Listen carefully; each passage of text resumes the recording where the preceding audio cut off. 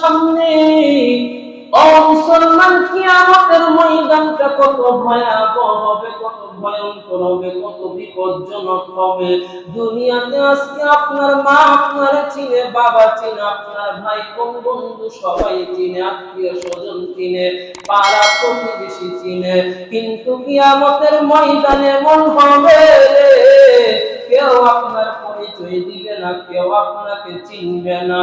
আল্লাহ সূরা আবাসার মধ্যে বলেন, ইয়াউমা ইয়াফিরুল মারউ মিন আখি, ভাই থেকে ভাই পলায়ন করবে, ওয়া উম্মিহি ওয়া আবি, মা বাবা থেকে সন্তান পলায়ন করবে, ওয়া সাহিবাতিহি ওয়া আখি, স্ত্রী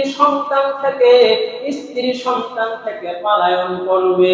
লিকুল্লিন মিনহুম ইয়াউমাইযিন শা'নুন ইগনি, সকলে শুধু নিজেকে নিয়ে ব্যস্ত থাকবে।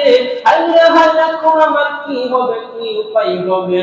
দুনিয়াতে আমি এত লম্বা সময় পাইলাম, নামাজ পড়লাম না, রোজা রাখলাম না, যাকাত দিলাম না, হজ করলাম না, ভাই বোনের হক নষ্ট করলাম, আজকে আমার কি অবস্থা হবে? লিকুল্লিন মিনহুম ইয়াউমাইযিন শা'নুন ইগনি, কিয়ামতের ময়দানে সবাই শুধু নিজেকে নিয়ে ব্যস্ত থাকবে, কেউ কারো পরিচয় না। সন্তান চিনবে না নিজের মা বাবাকে, মা বাবা চিনবে না সন্তানকে, ভাই চিনবে না ভাইকে।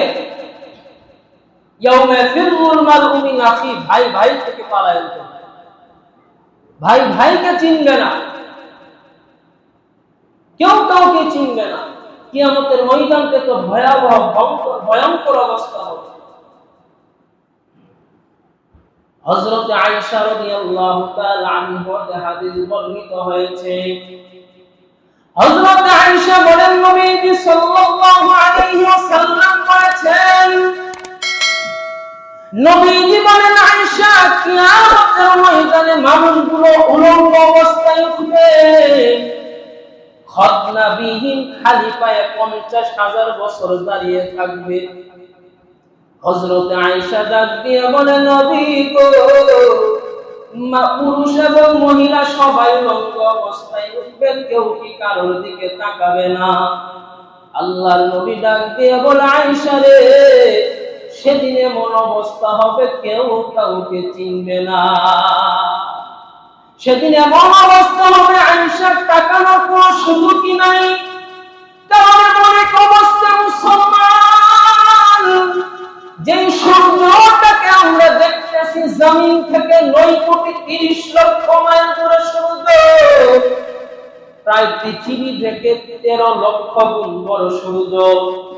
12টা মুখ সূর্য আল্লাহ পাক একটা মুখ শুধু জমিনের মধ্যে ফিরায়া রাখছেন, দিয়ে রাখছেন। এই তাপটাও বান্দা সহ্য করতে পারে না, তোজা থেকে সূর্য তাপ দিচ্ছে, মাথার দাম পায়ের মধ্যে পড়ে, বিভিন্ন জায়গাতে রাস্তাগুলো ঘনে গলে যায়, বান্দা বের হতেই চাই না, ঘর থেকে বের হই না, ভয়ে, তাপমাত্রা বেশি।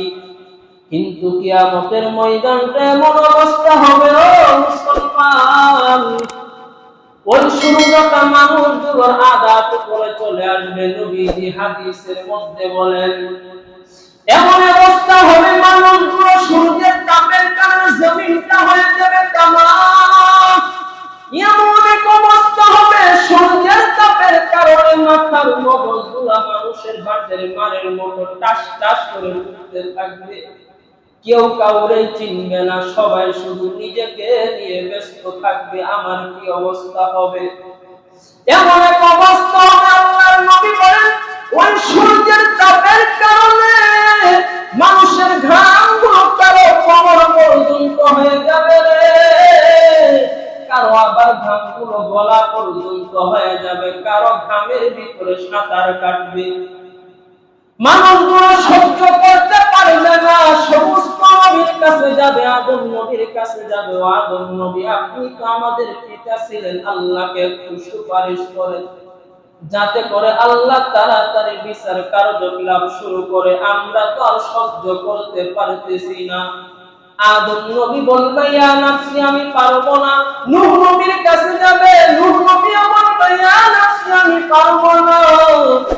ঈসা নবীর কাছে যাবে, ঈসা নবী বলবে ইয়া নাফসি আমি পারবো না। মানুষগুলো এবার দৌড়ায় নবী মুহাম্মদ সাল্লাল্লাহু আলাইহি ওয়াসাল্লামের কাছে গিয়ে বলবে, নবী গো আপনি একটু আল্লাহর দরবারে সুপারিশ করেন, আল্লাহ যেন বিচার কারো জন্য রাতারাতি শুরু করে, যারা জান্নাতের তাদেরকে যেন জান্নাতে দিয়ে দেয়, যারা জাহান্নামে যাবে তারা যেন জাহান্নামে চলে যায়। কারণ এত আযাব আমরা সহ্য করতে পারি না, সূর্যের তাপ আমরা সহ্য করতে পারি না।